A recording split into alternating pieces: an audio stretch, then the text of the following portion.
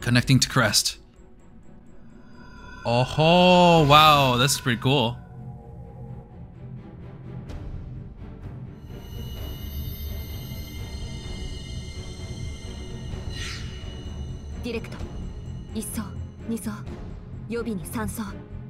Direct current.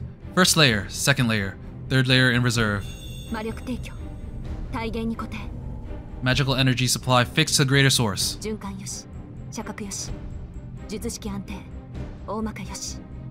Flow, check. Angle, check.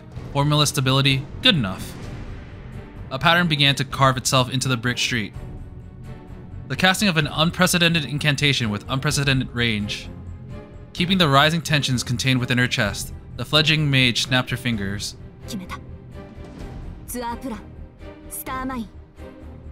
Done. Bullet configuration. Convergent launch. She kneeled at the center of the formula and raised her head to the night sky. Not even a glimpse of the transmogrified fantasyland around her entered her vision now. Only one thing, one untouchable thing, was reflected in her blue eyes. Oh, we finally get to realize what it is. This is how their conversation started a few minutes prior. Sojiro began with a simple statement of fact. In truth, it was the simplest of discrepancies between the reality of an hour ago and the illusion of the present, a difference both infinitesimal and infinite at the same time. The clouds. It was something hiding in plain sight. Something both seemingly impossible in reality and unusual given its location.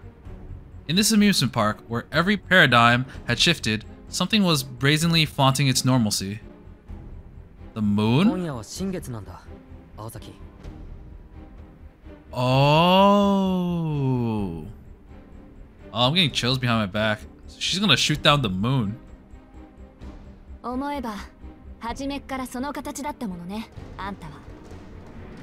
The distance from the Earth to the moon was 238,900 miles.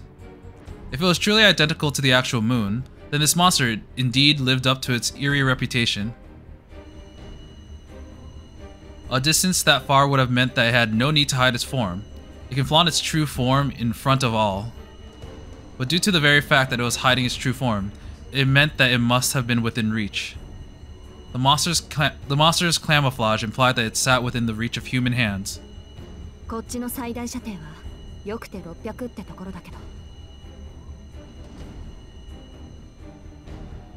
At this point, it was time to give all she had.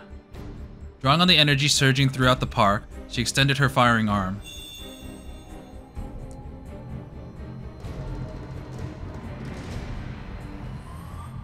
A blue firework launched into the air. I wonder why that was needed. Looking up at her hair dancing in the wind above, Aoko reached out her right hand as if to catch the night sky. A mage's own body made for the perfect catalyst. Oh, is that gonna amplify it somehow? And for a female mage, the hair she had grown out over many years made for a particularly valuable and powerful source of fuel. To use it, all she had to do was apply her will. She locked the fingers on both her hands together and shouted,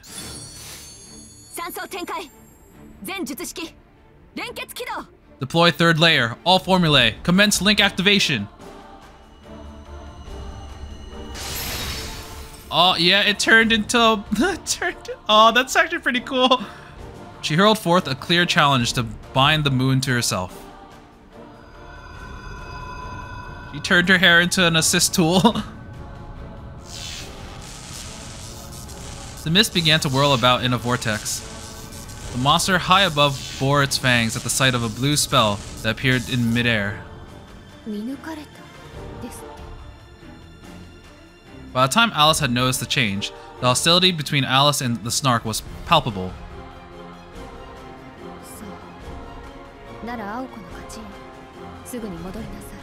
Oh, he's not coming back.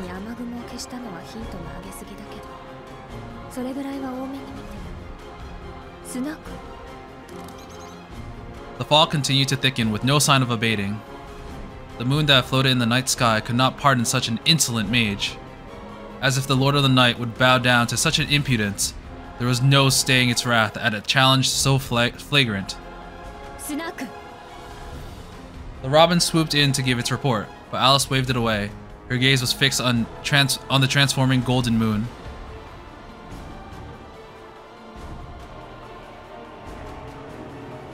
Her calls of restraint did not reach it. This fairy tale monster was beholden to nobody, and it would have no qualms unleashing its vast might upon its puny prey.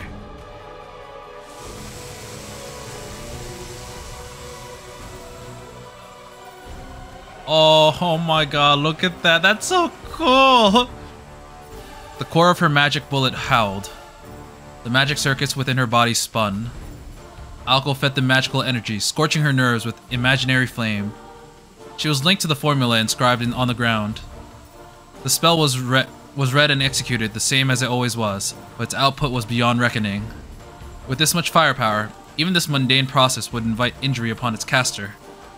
It was enough to burn up the nerves that were acting as a barrel. The imaginary heat had reached a terrifying temperature. Alco trembled at this endless feeling, but would have to grin and bear at least their efforts come to naught. Alco could no longer move. When she had learned the Snark's truest form from Sojiro, she gave up on any superiority a movable turret offered, instead opting to become a stationary cannon. That was the only way she could reach it. It was impossible to hunt down the Snark unless she had anchored her crest at this location and angle. At the same time, this action revealed that she was out of options. Once the fuse was lit, she would have no choice but to fight to the bitter end. Alco took a deep breath. This was the way she wanted it. Her preparations were complete. She would be able to deliver this maelstrom of magical energy directly to the moon, like a rocket payload. The third layer floating in the midair served as a cannon muzzle and sight. It would fire the magical energy once it reached criticality and allowed Alco to adjust the angle of fire. The moon became warped within her scope. No! No! We need some aim assist. As Alco charged her magical energy, the ploy displayed its golden form, as if to mock her. Come, worship the heavens, powerless scion of innocent bloodline. Or scion, whoops. For there it was, a point among the otherworldly sky, a mystical visage obfuscated by jade mist and azure clouds. Azure clouds. I said clowns by accident, maybe it's because of the fantasy land. Called the greatest treasure known to the world of magecraft, a rarity more valuable than an entire kingdom, a crown phantasm. Is that an upside down skull? Oh my god, that is terrifying. Set apart from the very beginning, the world's greatest fabrication.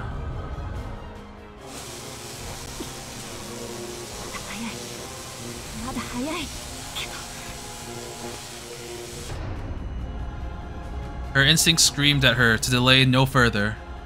This fairy tale monster was the greatest of its kind, and its true form was about to be exposed.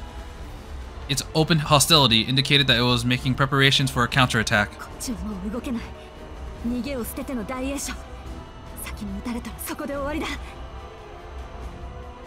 She had to shoot it down first. Magical energy was at 80%. The formula was operating normally. All that was left was to pull the trigger.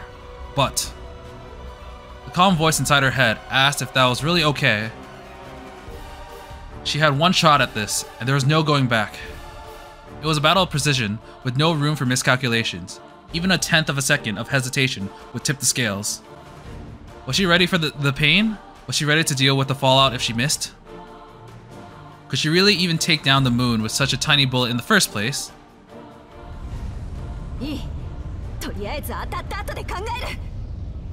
Her eyes, fixed upon the moon, were filled with determination. And in awareness that the moment she fired, the intense recoil would overwhelm her entire body, she shouted,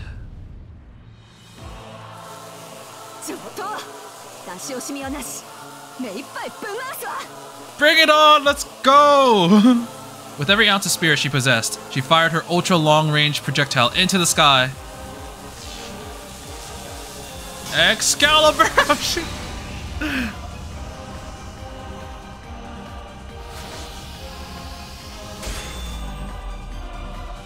The third layer embraced the magic bullet fired from the surface of the earth. The crest, an extension of Aoko's self, unleashed a light to pierce the moon. However,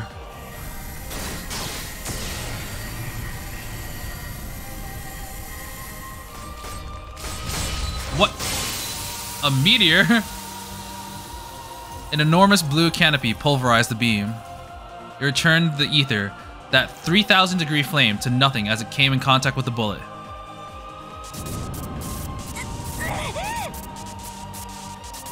The recoil of the grand magecraft literally boiled her blood. Her body couldn't handle it. Her heart stopped. Her brain went numb from the pain and impact. Her nerves putrefied from end to end.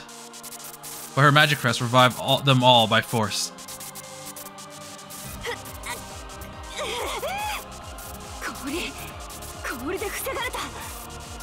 Even though her vision had gone white, she could still see it. Swallowing the blood in her mouth, Aoko looked up with a scowl. There it was. An enormous shield of ice and a sneering, deformed skull.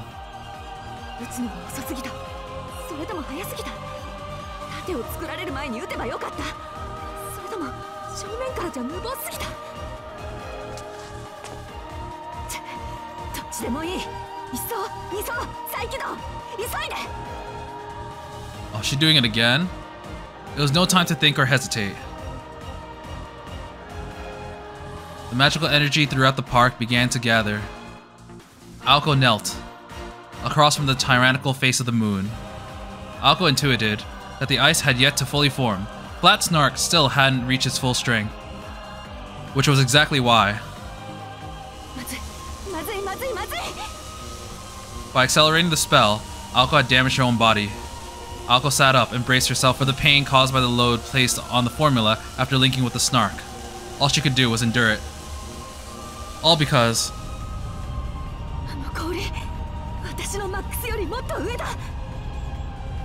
Aoko had gotten a read on their relative strengths. Even if its volume of magical energy was identical, Snark's form, its mystic, was in a different league. Even if Aoko had charged her energy to an absolute limit, she'd barely make a dent in the ice wall. Meaning that if Snark gathered as much energy as it could, there was nothing she could do to prevent her annihilation.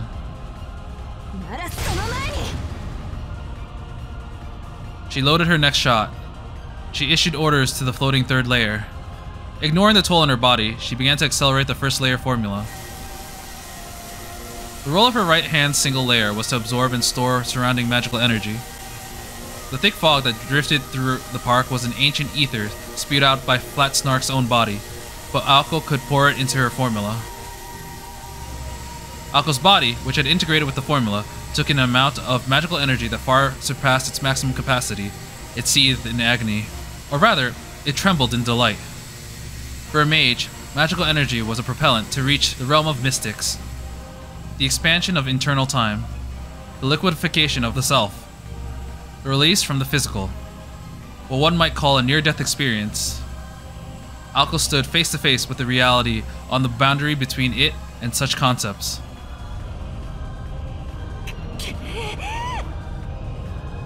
And that reality was here to break her will. To any bystander, the gap between them would be plain to see. The gun barrel named Aoko Aozaki. She had not a chance to chip away at that lump of ice.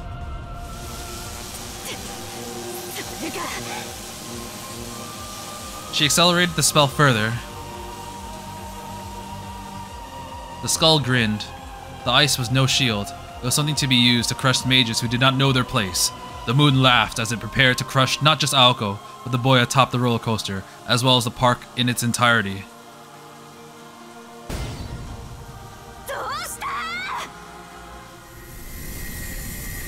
Her circuits were on the verge of going critical.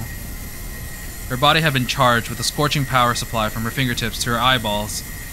She would see to it that the bullet fired, that the magecraft formula would be strengthened as quickly as her nerve's transmission speed would allow.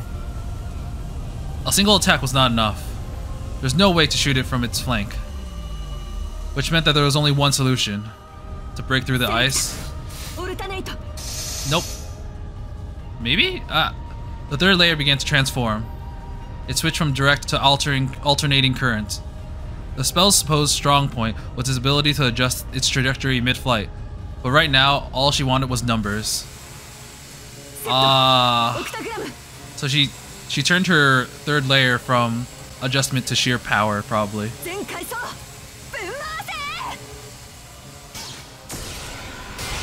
And here's the second shot!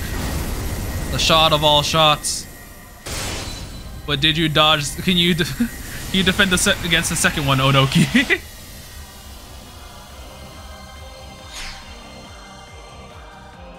A blue sun shined down upon the amusement park. Beams of light at maximum output stretched forth to pierce the golden moon. Oh, wow!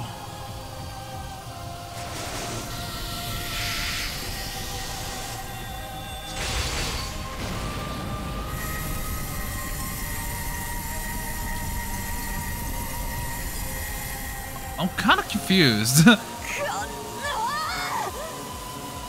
Holding down the trigger, she continued to fire, taking the energy ad infinitum.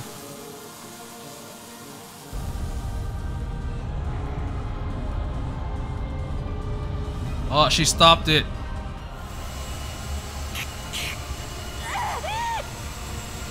Blue flames shot forth at critical level, but the ice would neither melt nor mar. No amount of sheer heat could make a dent in something formed from such a colossal amount of energy. The toll on her circuits sent them berserk, and blood began to run free.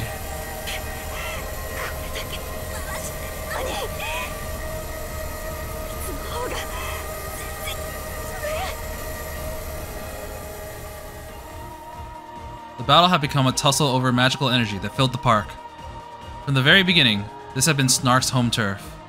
The Snark had control over at least 80% of the space, while Aoko had 20% at best.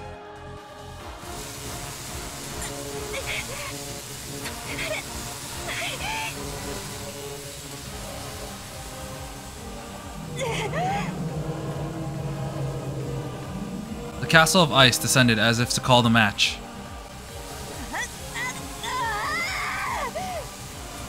All she could do was delay the inevitable. She knew that she had been backed into a wall, and right now, the only thing she could do was to keep firing. And then again, perhaps not, there was another option. If she converted all of her magical energy into the event, there was a tiny chance, no, not tiny, a great possibility in fact, that she could just save her.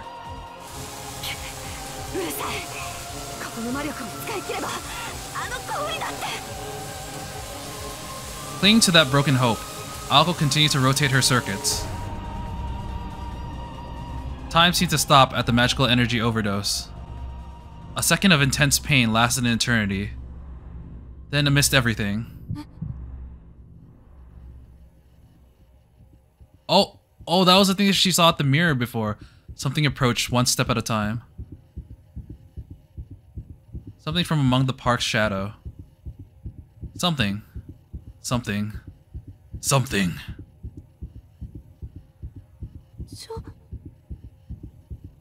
She felt goosebumps from head to toe. The issue was no longer the ice overhead. In the midst of this stillness, the Red Death drew closer, step by ominous step. Her circuits and her mind began to rupture out of terror. The composition of her formula and soul began to rip apart. There it was, just behind her. Its footsteps came to a halt. It reached around and cupped her face in its blood-stained hands.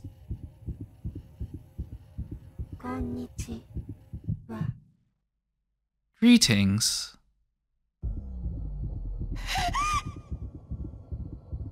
She wanted to scream out with all her might. This is it. Nothing matters. I couldn't care less. Run or don't run. It doesn't matter. Quit hiding and reveal yourself. Use whatever you can and show no mercy. That was it. She had one final card to play. A miracle that would treat that ice like nothing more than a toy, gifted to her as mere amusement. Huh. That was what the Red Death had come to kill. Using it would spell ruin, and not using it would mean death by ice. But why would Aoko hesitate? There were no conditions limiting her. There would be no price to pay by employing it here. She simply would cease to be herself. Oh, was this what she got for being the Aozaki like family heir? The magic that was passed down by her grandfather and to her and not her sister? That was all. Humans love to exist in areas of gray. Dozens of electrical impulses disconnected in the brain every minute. Nothing lasts forever, not even oneself. It was not anything particularly worthy of disdain. It was not even anything remarkably worthy of being called a taboo. Oh, we saw scenes of the cat. What escaped her lips now was rage. Bewilderment from the red silhouette. Oh, the music getting louder. The girl let out an inaudible scream. Could the true magic be her savior? Wait, she's using true magic? Could true magic truly be her savior? What an opportunistic load of bull. After all, to begin with. Oh, the scene from the beginning of the game. I don't know how to do that yet. Indeed, Alko was still in the dark when it came to that magic, whatever it was.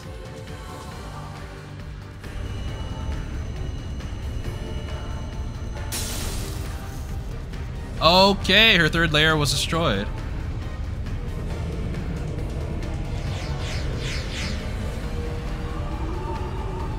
I don't think you're looking at Humpty Dumpty at the moment, man.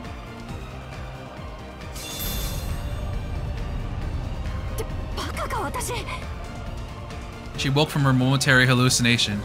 The very illusion her breaking soul had shown her. Winning had the opposite effect on her. Her pride was now ablaze. Sojiro was right. Her opponent had put her in check, but she had done the same to it. It was clear why she was losing, so now all she needed was a counterplan, well within her abilities. No matter the odds, she was not one to give up without giving it one last shot.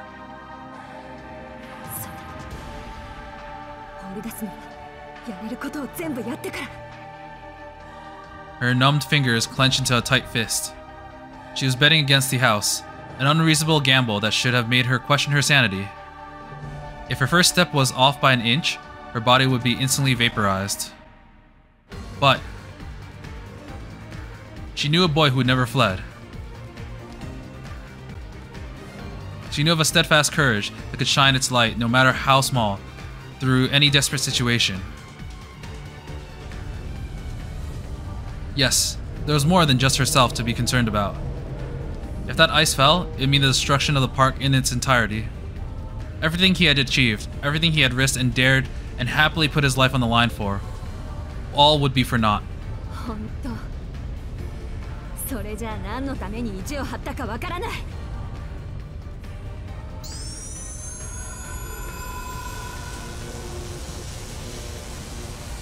Determination and confidence surged through her like electricity. She was in no mood to be crushed by a giant sheet of ice. If she was going to lose, she'd rather do so at the grandest fireworks possible. Aoko was a sore loser. At this point, she would rather burn herself to cinders than let it decide her end.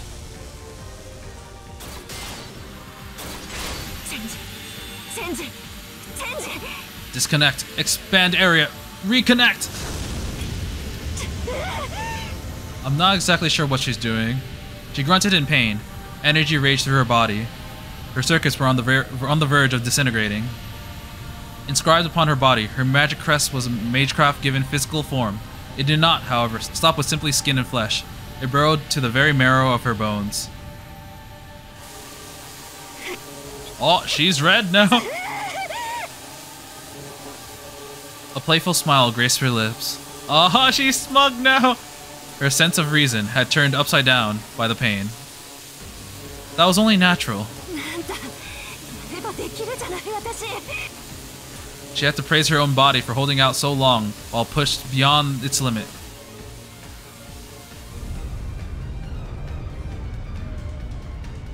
The skull face noticed the abnormality. It finally recognized the challenge for dominance over this space. It laughed at the conceit it faced. Never did it expect the magician to challenge the great Flat Snark, Lord of the Vessels, over a millennium in such an age of decline.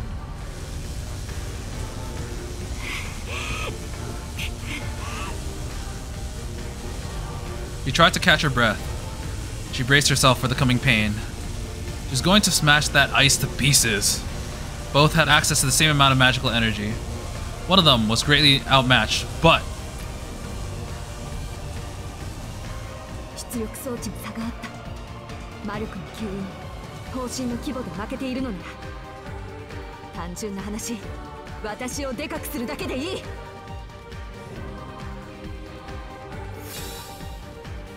Just make a bigger barrel. Reconnect bullet configuration.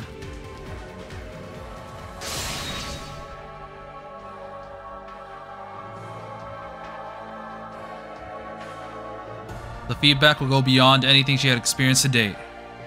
Quite simply, her decision went beyond recklessness. She expanded both formulae to maximum size. The first layer would transform into a giant vortex, swallowing up the mist. The second layer would process it from one end and pump it into her, the barrel. 私の想定が甘かった。撃ち落とすなんて半端もいいとこ。この場合、跡形もなく打ち砕くった。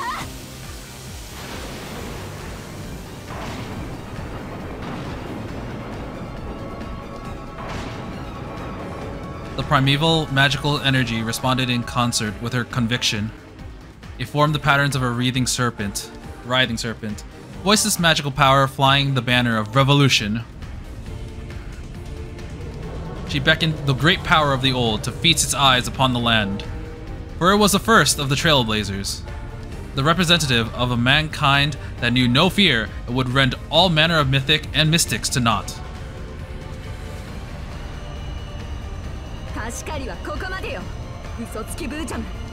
What's a boojum?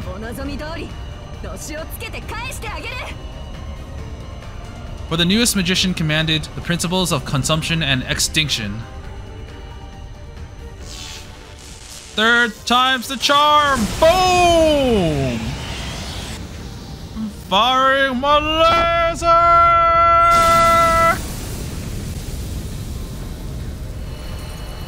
Oh! An aberrant bullet of light melted through the castle of ice. Oh! Her barrel was tempered. Her control of magical energy was divine. Her veins, totaling 62,000 miles in length, or 2.5 times the circumference of the equator, accepted the flow of magical energy with avarice. The subsequent magic bullets swiftly flew straight through into the moon. He's like, oh no, no, no, no, no, no! Oh, I didn't even read the words! No, no! Death rose to the surface of the moon. A cry of terror, of indignation, echoed through the abandoned park. Reality was burned into the eyes of this creature of fantasy. As Aoko looked upon its vain attempt to struggle, she knew that it had tasted victory. Or she had tasted victory. Victory despite her absolute reckless use of magical energy. The energy scales had been tipped to their breaking point, but nevertheless in her favor. Bullet configuration. Total eclipse. Converge! Tear it a new one! Go! They have great use of the base. Oh!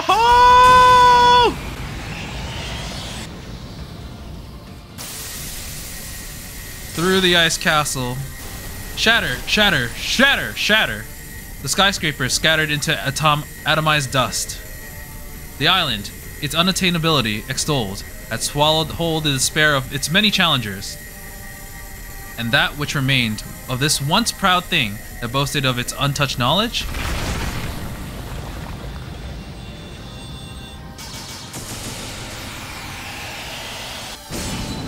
Oh, right in its eye! Azure mist bemoaned its demise. The ice canopy in the sky crumbled. The snark-hunting bullet jumped over the moon. Jumped over the moon. Its throes of death sounded like the roaring seas, reverberating across this fairy tale land.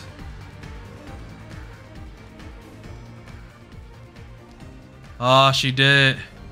Our girl did it with some Deus Ex Machina BS, but that was still really cool. The battle was over. The thick fog dissipated, and the shattered ice melted away before it hit the ground. A lethal bullet had topped the Night King along with its throne, affording him no time to grieve his losses. The oil of the moon. The untouched, flat snark. The dreamscape that had begun with its resurrection ended with its demise, drawing to a close to this nightmare.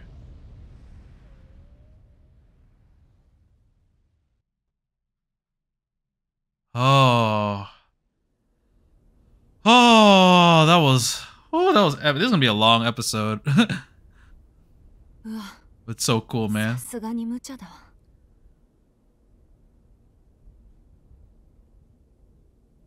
Flat on her back, Aoko looked up at the night sky. She laid there perfectly still, not able to move a single finger. When she tried, her whole body screamed it out in agony. She was completely empty of magical energy, and her magic crest had come to a halt. She estimated that it would likely require a whole day to recover all her bodily functions, and that means that she would miss her exams. Sadly, all she could really do in that moment was take a breath. At least her chest was swelling with pride. She had gone toe-to-toe with a fairy tale monster and had emerged victorious. The battlefield conditions had favored her. It was true. There was no denying that Aoko had come a long way in the last 6 months.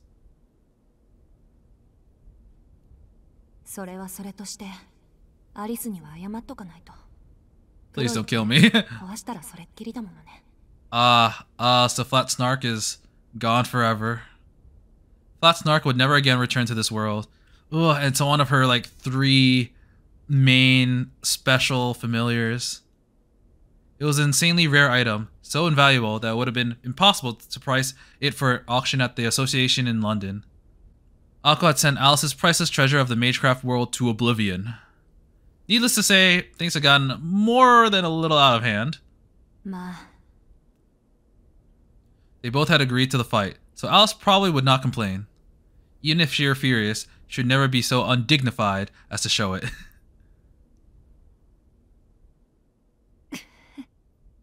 Vision going out. Oh. The second Aoko relaxed, her fatigue finally caught up with her. She did everything in her power to fight off the overwhelming drowsiness. Aside from a few minor internal injuries, her body was miraculously unscathed, so much so that she felt that she could probably stand up and dust herself after a bit of rest. The golden moon continued to burn in the night sky.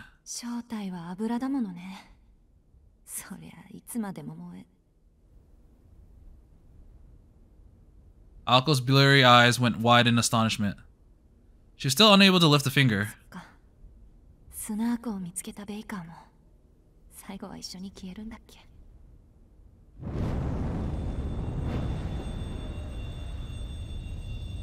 She sighed in resignation. Uh-oh. Aoko accepted her final stand left her with only 10 seconds left before she burned to ash too.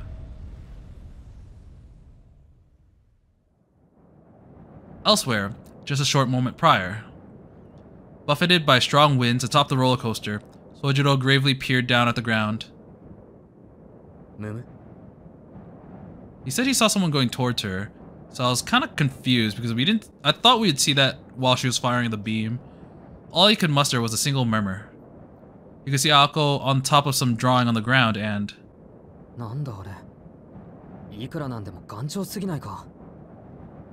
In the distance, there was something familiar in the direction of the ruined House of Mirrors. Sojiro's job to throw Alice's hair from a great height was complete. Oh no, the Tomadon is don't tell me it's still alive. While not the most impressive of tasks, it was absolutely a matter of life or death.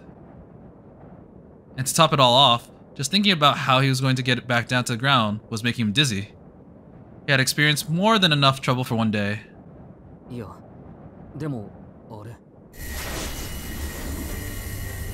He's like, oh my god!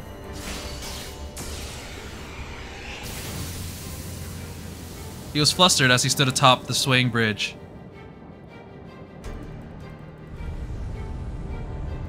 A skull suddenly appeared in the sky above. On the ground, he could see a circling blue light with Aoko Aozaki in the middle of it. And one more thing. A A shadow was approaching Aoko that only someone from his vantage point could see. Oh no. No, no, no! A shadow missing the lower half of its body. The upper half of his body was slowly clawing its way to Aoko. They were still over 600 feet apart. Unfortunately for Aoko, she completely failed to notice it, approaching from the behind.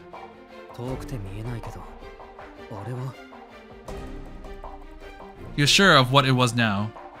There was only one thing in the park that would chase Aoko, and not him, the puppet. Come on. His mind ran in circles. It was a perfectly reasonable reaction.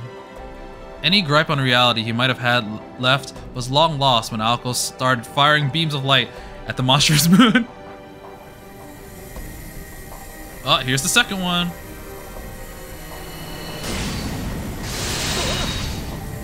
Whoa! Aoko's merciless fire buffeted the roller coaster like a storm. Just standing on it was almost enough for him to be thrown off and killed. At any rate, Sojiro couldn't fathom the situation. Should he head back at the entrance of the roller coaster and warn Aoko about the incoming threat?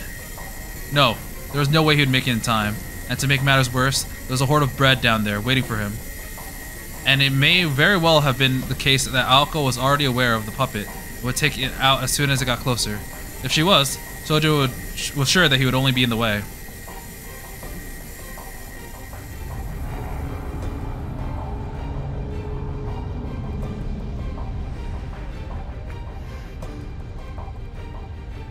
But it did not seem like there was anything he could do to help. And beyond that, Aoko was not the only one in danger. He was in quite the predicament himself. He can't go home again. The road home was never a safe one, as safe as one thought. It was as true here as it had been in the mountains. The path he was on was no exception. As risky as the ascent had been, it was even more dangerous to go back down. This was no time to be worrying about others. His shaking legs reminded him that only 200 feet separated him from death. His head was pounding. This was reckless and stupid. Having been raised in the mountains, he was more sensitive to danger than anyone else raised in the city, and just thinking about what he was about to do made his throat seize up. There was only one thing he could say for sure.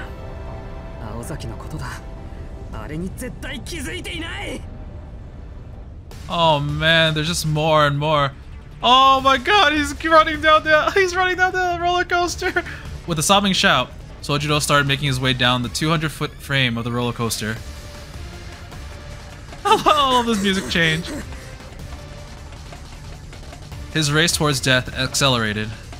He never meant to speed up, but the downward slope propelled him forward. Oh man, this is really long. Yeah, I might have to end up splitting this into two. I'll try to get to the end of the chapter. Here I go! It was too late for regrets. Now that he was running, he had no choice but to go even faster. And time was not on his side. He would have never made it in time if he had taken the long way down. Never mind the bread men crowding the exit of the roller coaster. With the exits blocked, the outcome would be the same, whether he went slowly or quickly. There was no reason to rush his death as desperately as he did. So what if it was futile? Sojiro cleared his doubts from his mind. He turned his attention to what he could do, keeping his footing, and tried to arrive at the bottom as quickly as he could. He had no idea what impulses were driving his stiff limbs. He just focused on the moment, pushing past the fear and the cold logic.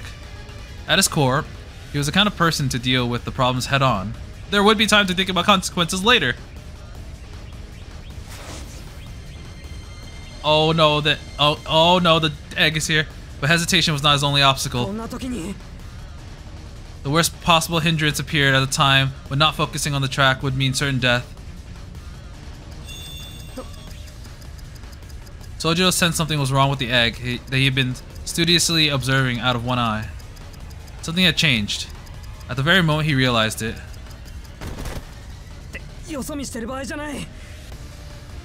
Sojiro stumbled, then instinctively caught himself. It was a miracle he had not fallen.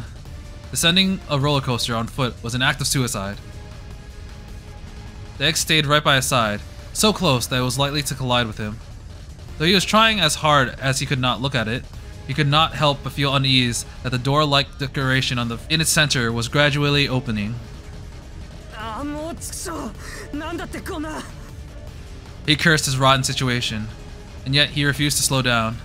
He ran even faster, glaring at the egg on his side.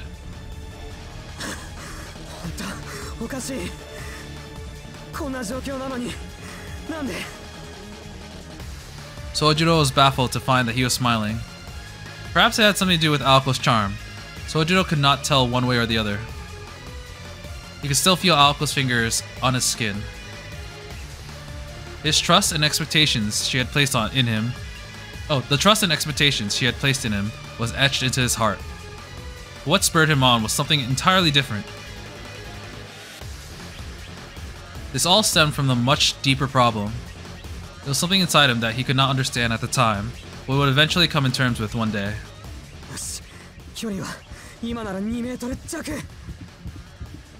He carefully judged the distance as he ran down the track of death.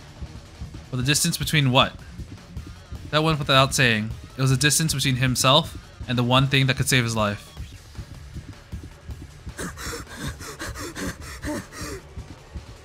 He told himself he was going to do it, over and over, like a mantra. Sojiro could not believe himself. What he was about to do was incredibly stupid. But what is stupid when smart is not an option?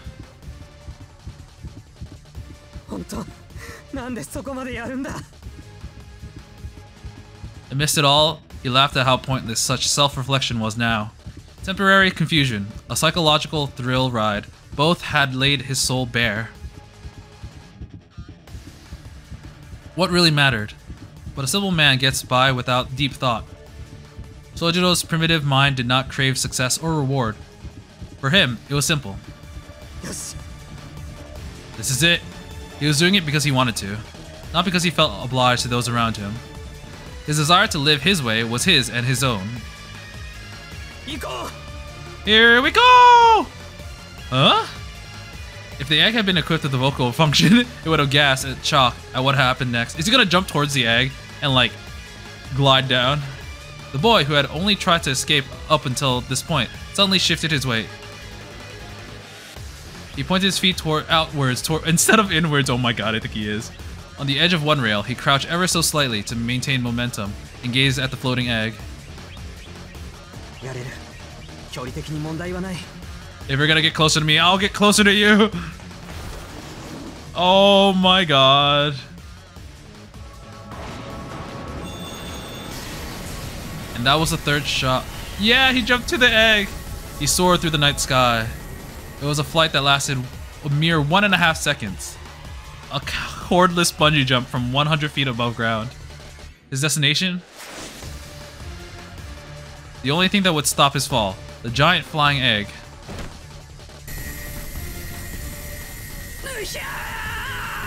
Oh, you mad lad! He shrieked, this time out of elation, as he desperately clung to the egg's surface. Just earlier, the cold-blooded witch had told him that, without fear, the top of the building would feel no different than the bounce beam.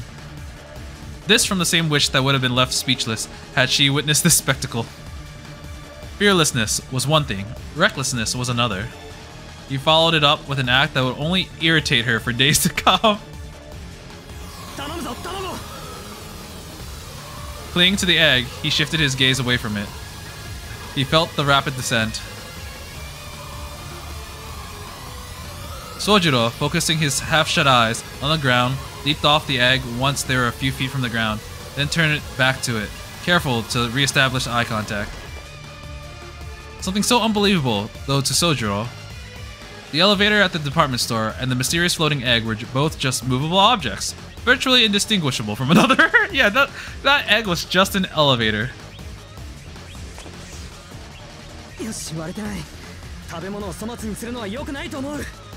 It's always a shame when food goes to waste. I don't want to crack that egg.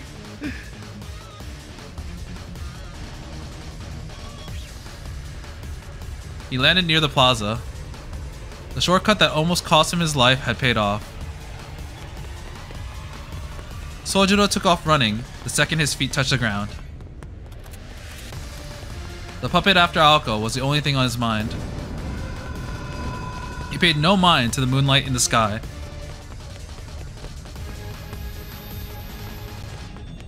Oh, or the egg, furious about being used and seconds away from self-destructing and blasting the fragments all over the place.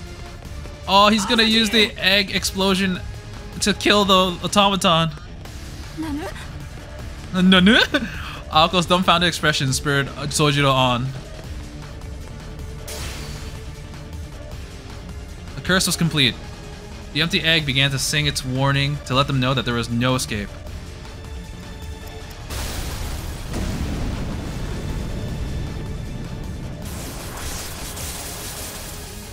Shrapnel from the egg exploded through the air. The ode to Queen Alice that Alice had engraved onto Dumpty quickly robbed him of his senses. He snapped back to the task at hand and ran to Aoko, still lying on the ground. His legs ran of their own accord, though he could not have ever stopped them anyways, since he could no longer feel them.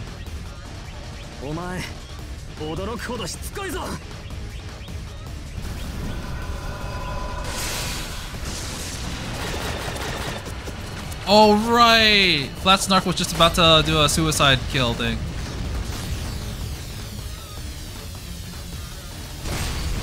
Oh, he got the wrong one.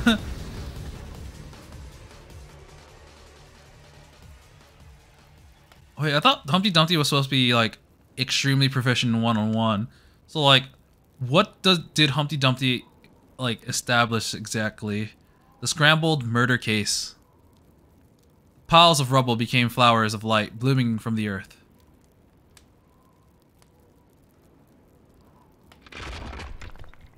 Holy crap. The final curtain drew close, and the defeated left the battleground. Let's see. Oh man. That looks pretty cool. Had Alice Koonji seen it up close, it would have left her beside herself. The two had escaped by a hair's breadth. Oh, that thing's dead. That thing's super dead now. The only person in a position to witness that rare mutual destruction was the girl who had been saved from it. The boy who had never stopped running paid it no mind.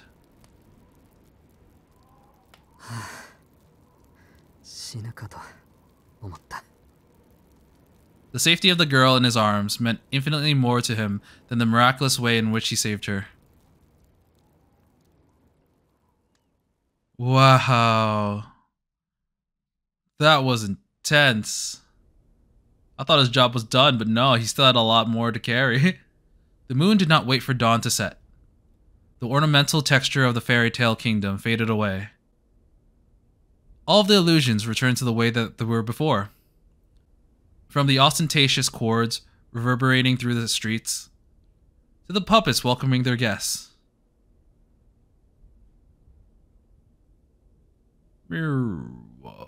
Peace and quiet reigned once more, over a forgotten kingdom never to be awakened again.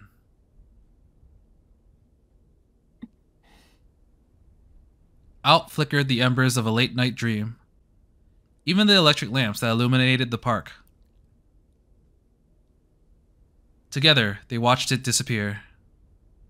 Sojiro laid on the ground, desperately grasping for air like a fish out of water. The curse of the exploding egg had numbed his pain, and he was understandably exhausted after all he experienced. He looked like he could be blown away by the lightest of breezes. I wonder what curse that Humpty Dumpty had. I mean, it just kind of like exploded and shot shards at him, but were they actual like Gander made you ill? Were there actually additional curses on Humpty Dumpty? Anyways, while Aoko was also exhausted, she was still in better shape. Focused on taking deep, even breaths, she was already working to recover her strength. She addressed Sojiro indifferently, as her gaze remained on the amusement park. The abruptness of it was a bit theatrical in nature. She wanted to look at him as she spoke, but her pride was simply too great. Kinda crazy. The moment she had accepted death that had seemed like an eternity, she was beside herself in shock at how indifferent she had been as the shards rained down from the moon. But a reassuring voice had snapped her back into reality. Why did he do it? What was he thinking?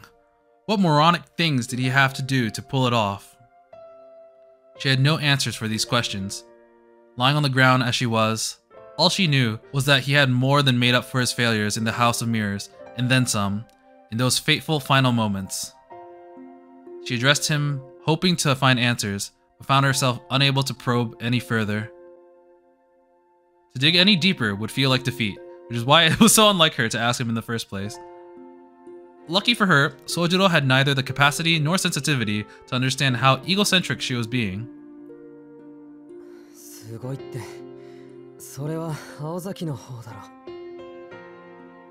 He stuttered between labored breaths. It was taking him so much effort just to breathe that he could not address her properly. She watched him out of the corner of her eye. Thinking back on it, the boy had performed the same role each time. Each and every time, he did what he could in spite of his fecklessness.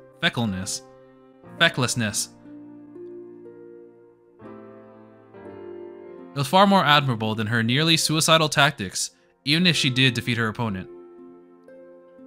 He did not even recognize how extraordinary his last act of courage was.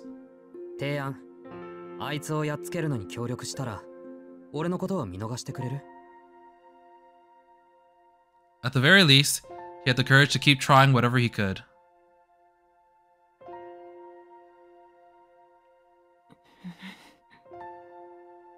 A spectator might have viewed him as a supporting actor. His actions were not exactly memorable. But the lead actress he supported did not see it that way.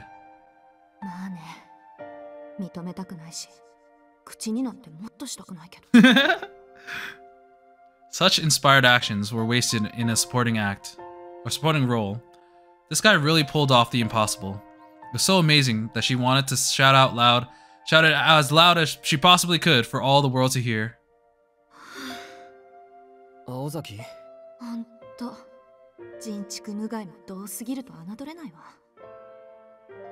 Aoko could do was sigh.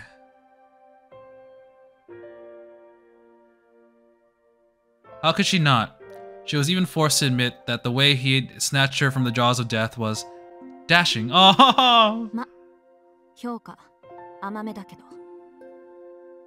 Truth be told, he was a lunatic for doing what he did.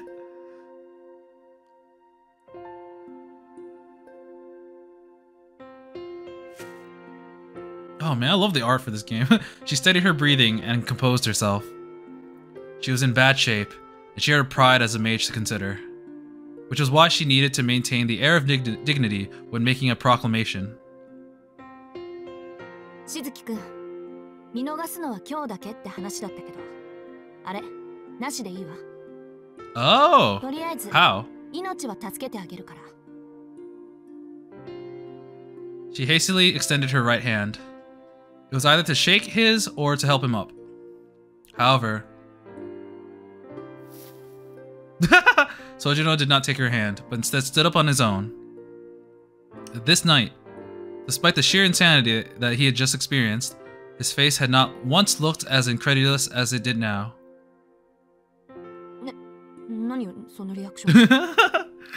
What's wrong with my hand? Huh? Say it to my face. She stammered, worried that she might have deeply embarrassed herself. Sojiro's gaze was fixed upon Aoko. A problem had dawned on Aoko. Though she normally hated being stared at, this time she did not mind. Oh! Rather, she was enjoying the warmth in his eyes and felt that it was something that she could almost come to appreciate. Don't you get it? This isn't just about friendship. I didn't mean he only likes you either. Believe me when I say that, Sonoji really... Oh no. The conversation came rushing back. It was a memory better left forgotten.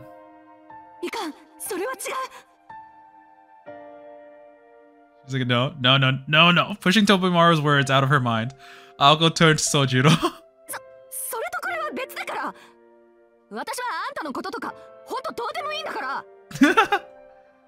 Puzzled, Sojiro tilted his head. He responded matter-of-factly to her sudden declaration. Oh, her tsundere tendencies are also rubbing him the wrong way. She certainly had pointed that out, and to his face no less. It was a mere figure of speech that he was not meant to take literally, but now was not the time to belabor the point. そうじゃなくて、あなたが私に惚れてても期待しないでって言ってるの。 Yet, belabor she did anyways. Ako blushed slightly, realizing how inane she was being. She wondered how she ended up at this point in this position. And yet, she knew that she had to get this off her chest. All that was left was to politely wait for his response. I can't date you. Such heartbreaking, painful words were too much of for the simple boy to hear. His shoulders slumped as if the world was coming to an end. Or so Aoko thought. On the contrary, Sojiro was sitting there in deep thought.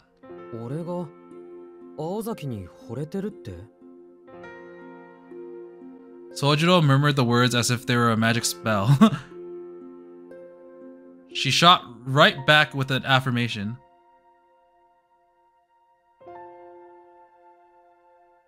After a moment of deep contemplation, the boy turned to the expectant girl and said,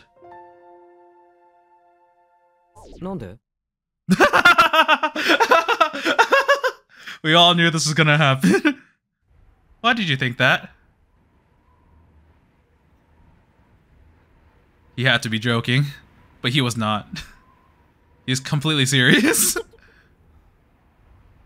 Oh no. Oh no, the color's draining from the background. He liked her, but he didn't like her.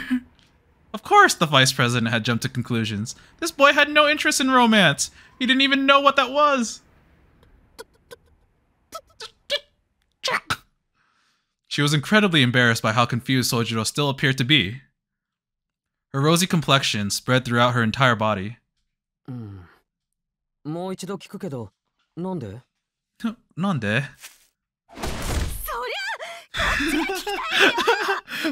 That's what I want to know. Oh, that was a very Aozaki way to end this.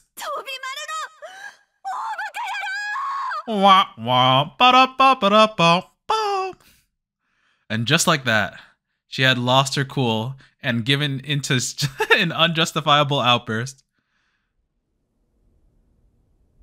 It was time to seal off the area and destroy all evidence. Aoko's embarrassment devolved into sheer panic, and her grudge against Tobimaru suddenly manifested as criminal assault. She lashed out with a punch that could have taken down a bird mid-flight. More specifically, it was a brutal right hook. Oh shit. Aoko blinked. Her blow had connected with something solid, snapping her out of her reverie. Her temper had lashed out at the completely defenseless Sojiro. It had been a splendid blow with all her weight behind it, knocking him out cold.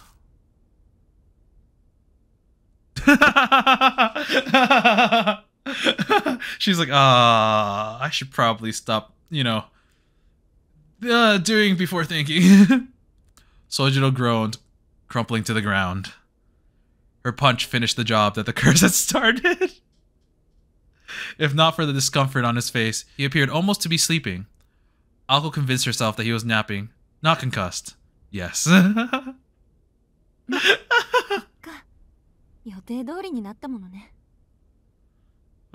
tension in her shoulders eased away as she looked down at Sojiro. A ton had gotten in her way over the course of today, but the day was saved, for now. With nobody left to butt heads, what about Alice? She felt exhaustion finally overtake her.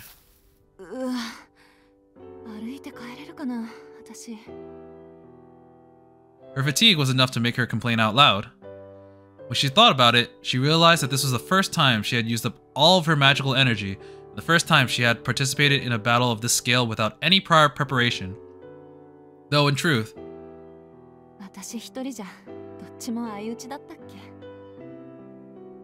she felt somewhat proud as she whispered those words. Normally, it was something that she would beat herself over. But instead, she simply shrugged her shoulders with a bitter smile. After all, it was thanks to the person sleeping by her side.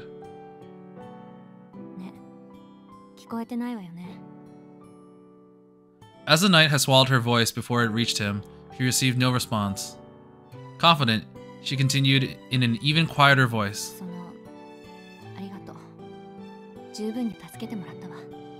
Aww. Of course, there was no response from Sojiro, and she was not expecting one. Saying it for the record was enough.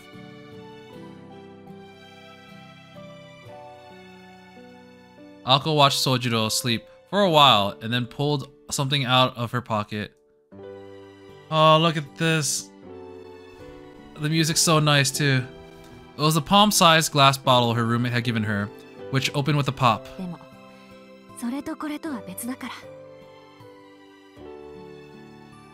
Oh, is that gonna erase his memories? So that he's unrelated with the magic stuff? So that it'll kind of revert back to zero and she won't have to kill him? I don't know.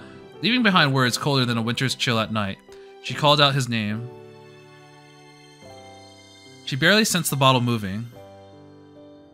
As the silhouette of the fallen boy appeared to blur, she got the feeling that the weight of the bottle had increased slightly. What appeared to be a human form could clearly be seen inside the glass. Alice Kuonji's tools were mystics that confounded even the most knowledgeable of mages. Did she steal his soul? As soon as Aoko tried to analyze them with logic or reason, she was already out of her depth.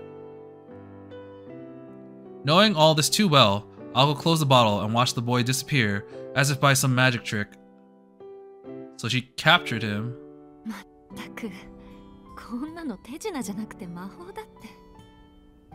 She muttered as she looked into the magic bottle. Its weight had not changed significantly, and she had no idea how it worked. But the one thing she did know was that there was a human being inside of it. Oh. Its light weight was almost unnerving. Closer to empty air than a human being.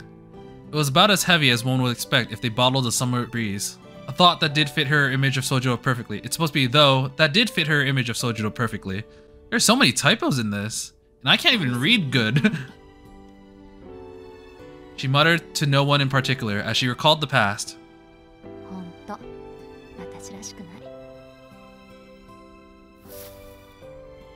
Aoko wore a bittersweet smile. Her usual moodiness was gone.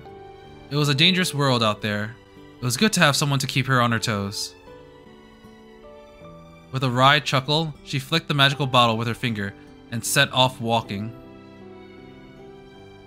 So she kidnapped him, captured him. I don't know what this means. I don't know what this will result in. Still don't know what his bandages are. Oh no, the theater is slowly shutting down as the lights fade away from them. She could hear a bell in the distance, signaling the end of the play. The ephemeral dream gave way to reality. In the grand scheme of things, it had been but an instant. As the actors exited stage left, the last of the lights silently flickered out. And so, the long-dead amusement park played its final role as a memory for a boy and a girl. Oh, that's gotta be the end. Oh, like a dog. Okay. Oh no, he's gonna be subservient to them now, like a dog. He's gonna be domesticated. Okay, so this is definitely gonna be 2 episodes. But that was so good. Like, honestly, the beginning part where they were still dodging the breadmen was kind of like, okay, when can we get to the action? But from the moment they reached the gate, from Aoko's like decision on, you know, to sacrifice herself so that she can fulfill her promise, was, you know, very much in character. She cares about her pride a lot more than her life. To Sojiro being unusually observant, which is also very in character. To the little really cute scene between the two of them when she cast a spell on him. Just everything about that was like so nice. And then we get the battle scene, which it was just so intense. And Sojiro also doing a lot of stuff after the stuff with Flat Snark was very, very awesome. And the ending scene was very tender until she punched him, but it was still very funny. That was great. That was so good. I'm so glad I picked up this game. The beginning was slow, but now it's just it's picking up, and it's just real good. Still curious about how they're gonna handle Sojiro's character, because I mean, at this point, unless he somehow becomes a mage, like somehow, it's still the same thing where he knows of their secret, and they may or may not want to, take care of him, as in kill them. But it seems like Aoko has decided that she is not going to kill him. Even said, like, not just for today. She's gonna let him live. Period. But Aoko and Alice still live together. I'm pretty sure that, although they'll probably hold like minor grudges against each other, they're both too prideful to, like, they're both too prideful, so they'll accept the result of this game or this match that they had and kind of continue on. But that doesn't really answer anything with Sojiro. I'm gonna guess that they're gonna essentially put him under surveillance somehow and make sure that he doesn't spread the news of any magic stuff. At this point, it's also possible that they might wipe his memory. However, I don't really feel like they're gonna do that. No particular reason, but like, I think they're gonna do something else. But yeah, oh man, the Night of Witches is over, and it was so good. Let's see if there's anything in the archive. Nope, we did not get anything in the archives. Cool. I wonder where we're gonna get more. The 7 Days of Spinning were the last thing, and the only side story we've gotten so far. If we were to judge this archive as, like, the length of the game, then we're currently about 30% through the game, I want to say. Maybe like I would say about 30. But yeah, I'm gonna end it here for today. We'll see what they do with Sojiro next time. And until then, I will be seeing you. See ya!